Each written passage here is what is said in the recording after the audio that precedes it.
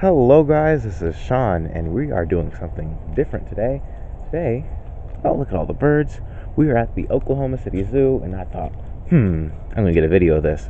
So first we're going to start our little mini tour of the Oklahoma City Zoo in the Dan Morin Aviary. Potentially one of my favorite buildings in the zoo and I love it so much. Okay, let's open the doors.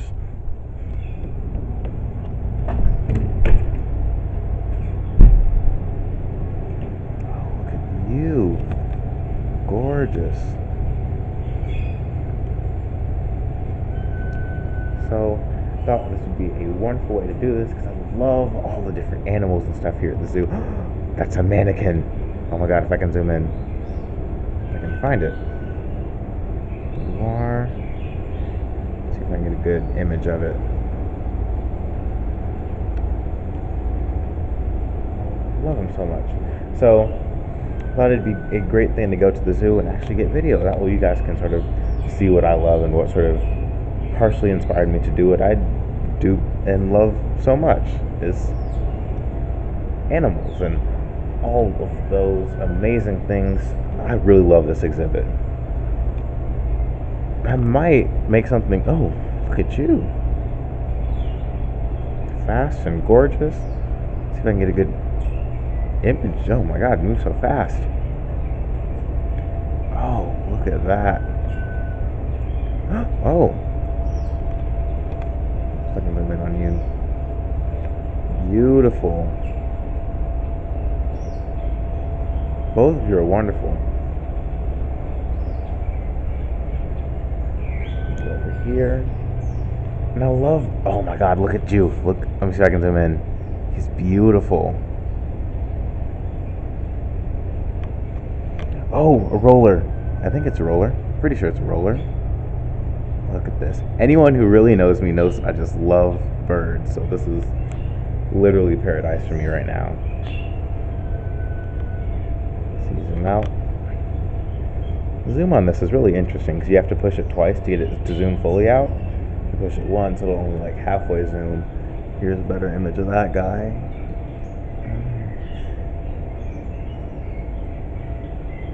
I love this exhibit because it's so open, but it's sort of closed off. That way the birds aren't flying over and, of course, swooping on you as you're sitting and watching them. So I really kind of want to try and make something like this, at least in the Minecraft zoo that we have. And what are you? Also, it'd be really nice to see some of these birds in game. That'd be amazing. Oh, you're gorgeous. Go. I'm sorry if I'm just playing around with the zoom a little bit because I'm also trying to figure out how to use it properly. Whoa. Beautiful. So, over here, I thought I'd show you guys the aviary and then go and walk around and see something else. But I do definitely want to hit the aquarium here because I think it is beyond wonderful. So, oh dear, what a perfect corner to turn around. As you can tell, I'm seriously in love with this place. So, you have this beautiful guy, and they changed how this used to be. Oh, here you go. Masked lapwing, that's you right here. There's one right here too. I'm sorry, I didn't know I'm kind of impairing on you guys, but no, it just went away. That's fun. Oh, look at the feathers on the tail. Beautiful. I understand you kind of want your space. I'll back up a little bit, but here's some Oklahoma songbirds. Some of these. Look at this. So yeah.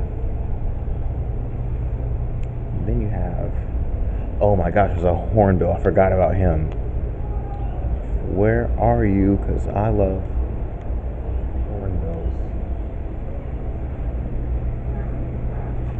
There he is. So these guys are really smart, and they actually like lock their like females, are locked into the nest after they lay their egg to take care of the young. So while they're locked in there, they can't get out, and they just sort of like make a slit for the male to give them food to feed the chick, and also to sort of throw out any extra poop from her or the chick. So it's really cool, and I think they are amazing little birds, and they're really smart too. And on a more wonderfully decorated note, there's this guy. So that sums up just about this aviary. There's, I think, 2 or 3 of them.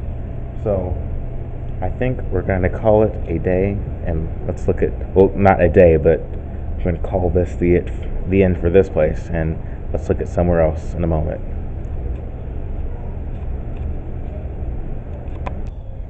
So here we go, and now we're at some of the outdoor bird exhibits, and this is the Australian magpie. He is gorgeous. He knows when I was talking about him, because as soon as I said his name, he looked over.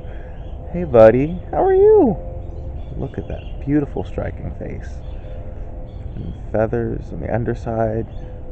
He is beyond wonderful. And next to him is the red-bellied blue magpie. When I came over, he was singing a few songs, and he was really interesting.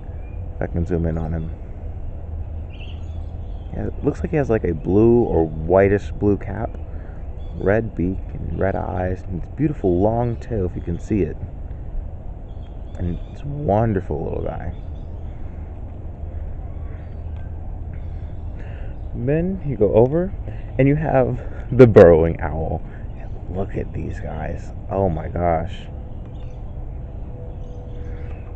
They're wonderful, and these guys have an amazing, like, smart, ingenious way to get their food. They feed on insects and some small mammals, very small, like, because they aren't large owls themselves. So what they'll do is they'll follow around in the wild. They'll follow around buffalo or other large animals, and that was a beautiful. Oh my gosh, your wings are gorgeous. They'll follow around buffalo or other like cattle, and what they'll do is they'll collect the poop and they'll place it around their nest in a way to like attract. What is it? Here we go. Oh, look at you. To attract dung beetles, and then they feed on dung beetles attracted by the poop that they place next to their house. So these guys have figured out the most amazing way to get their own food. Also, they have an ability to where when they're young, when they make a hissing sound, they sound like rattlesnakes. So what they'll do is, if there's a threat and it's not going away, then they'll all run into their burrows and make that sound to trick whatever is coming after them to think, there might be a rattlesnake in there, and I don't think I want to go after that. So, added bonus, that's 50 extra points for the amazing burrowing owl. And we end off this area with the white-crested laughing thrush and the Timnix tragopon. I'm going to say that's how you pronounce it. But, see, the laughing thrush is back there, if I can zoom in. Kind of see him moving around in there. And I can't find the tragopon. It's wonderful. So, there's 2 thrushes. So, yeah, I hope you guys enjoy. I'll see you guys on the next one. What is the trip to the zoo if I'm not going to look at these amazingly loud and very, very interesting birds, and playing with a bunch of ice with keepers of tossing there as enrichment items with loops and branches and many other little toys to keep them happy. These guys are definitely the loudest things in the Oklahoma City Zoo. They are very amazing, and I cannot get over how really cool and very like they each have their own personalities. Some of them prefer to be in large groups. There's one that's sitting over there, I don't know if you guys can see him.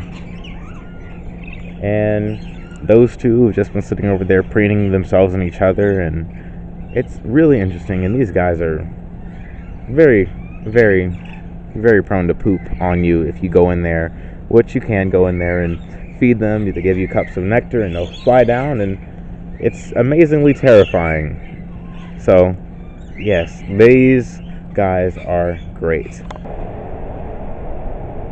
Why should I care about the ocean? Because the ocean is the cornerstone of life's life support system. It shapes climate and weather. It holds most of the life on Earth. 97% of Earth's water is here. It's the blue heart of the planet. We should take care of our heart. It's what makes life possible for us. We still have a really good chance to make things better than they are. They won't get better unless we take action and inspire others to do the same. No one is without power. Everyone has the capacity to do something. Dr. Sylvia Earle. Well, what's a trip to the zoo if you don't look at the meerkats? Soaking up the last bit of the sun for the day, and these guys are really just sort of relaxing, laying out. There's one literally laying down next to the wall, and he's enjoying every bit of that. So yeah, those two, and then this one up here, and they build these huge underground colonies that just sort of span forever, and they have a female run system that is really, really amazing and important for how they survive. They feed on scorpions, other insects, and other insects, sometimes even small snakes, but they are preyed upon by large eagles and other larger animals that can get down to the burrows.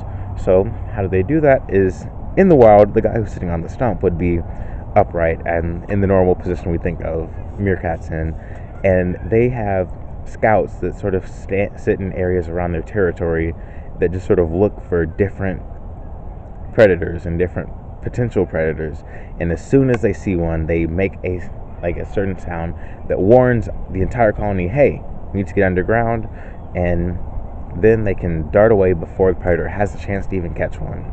So here are the slender-tailed meerkats.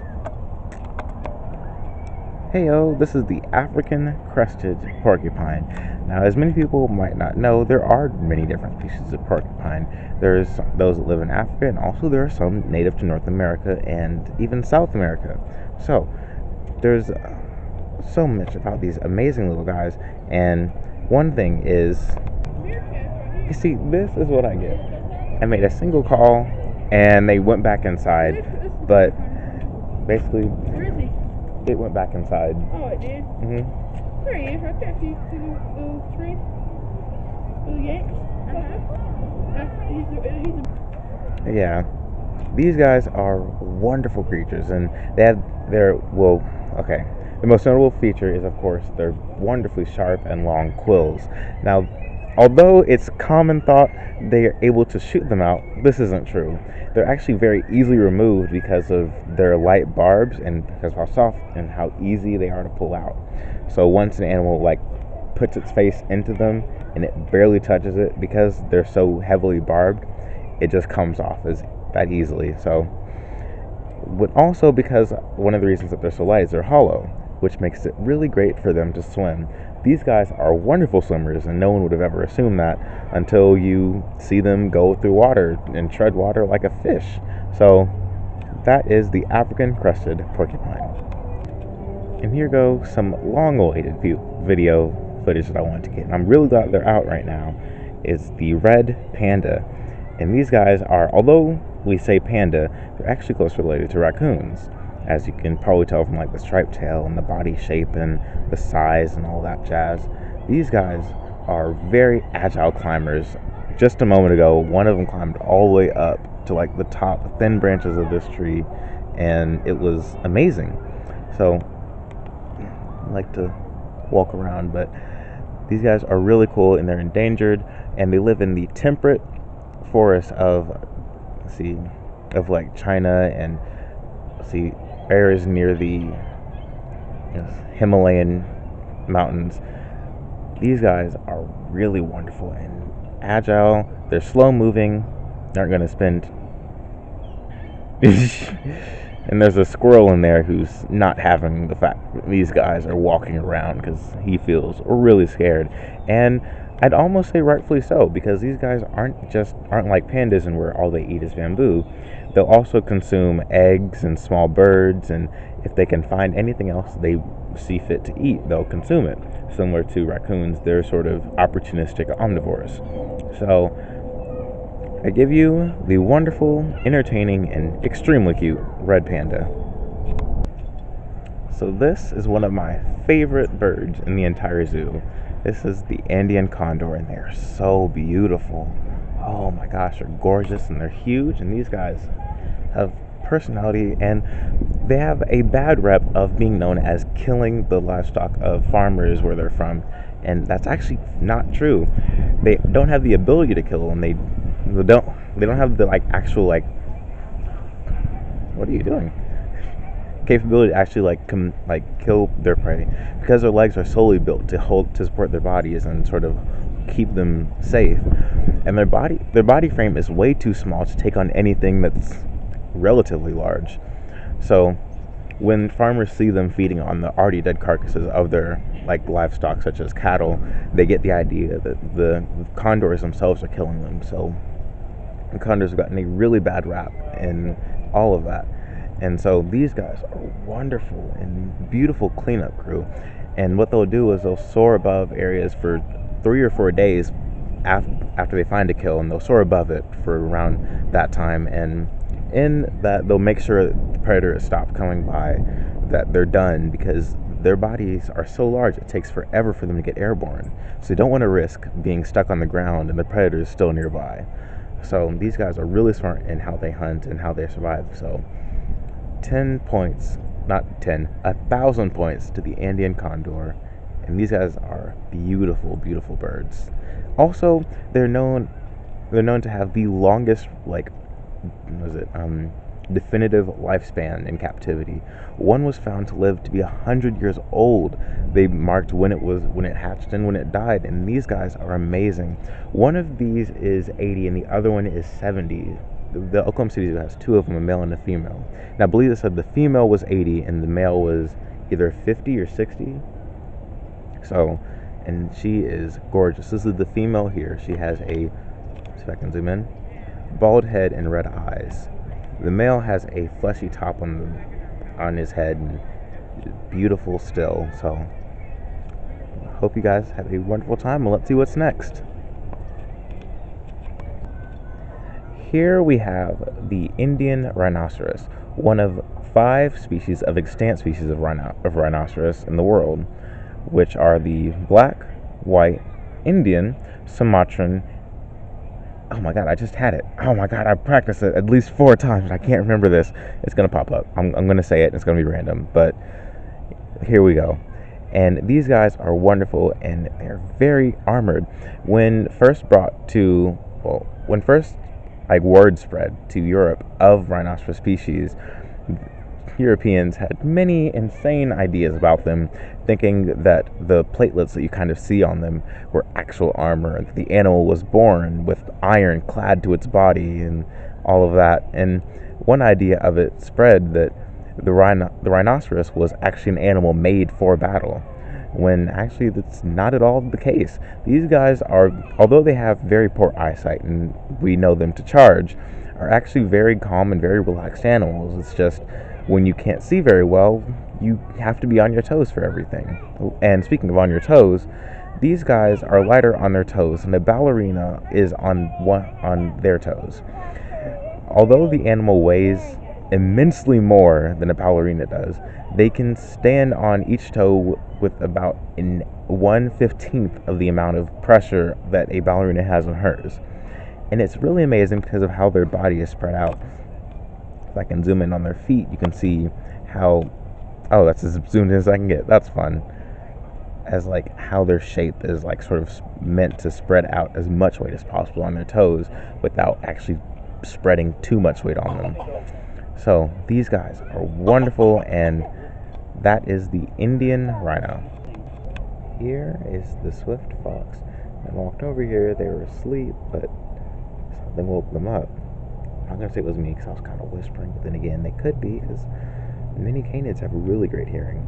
But here's 3 of them resting on top of this rock, just as cute as physically possible. These guys can run at more than 36 miles per hour, and they are preyed on by coyotes and eagles. And these guys are so beautiful. See if I can get a good image of it without seeing the camera thing at the bottom. Beautiful.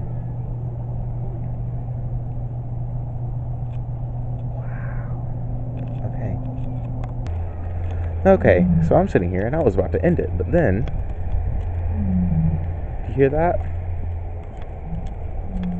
That is the male lion we have roaring, and I didn't see them before. They must be out.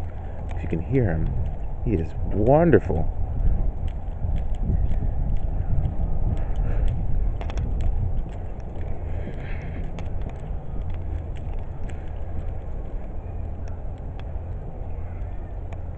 Probably gonna have to go over to the glass.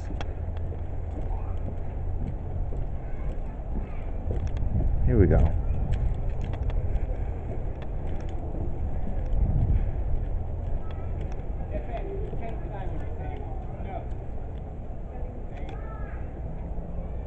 Gorgeous. I'm really mad I wasn't over here while he started roaring.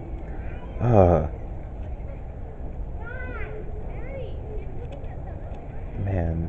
Well, I think this is actually I'm going to call it quits. So I will see you guys next time. Definitely make sure to check out some of my other videos. Actually, wait a second. Greater one-horned rhino. That was the other one. Jesus Christ, why did it take me so long to think about it? Okay. Let's end this video right with a good clear shot of an Indian rhino, or one-horned rhino. I lost sight of it.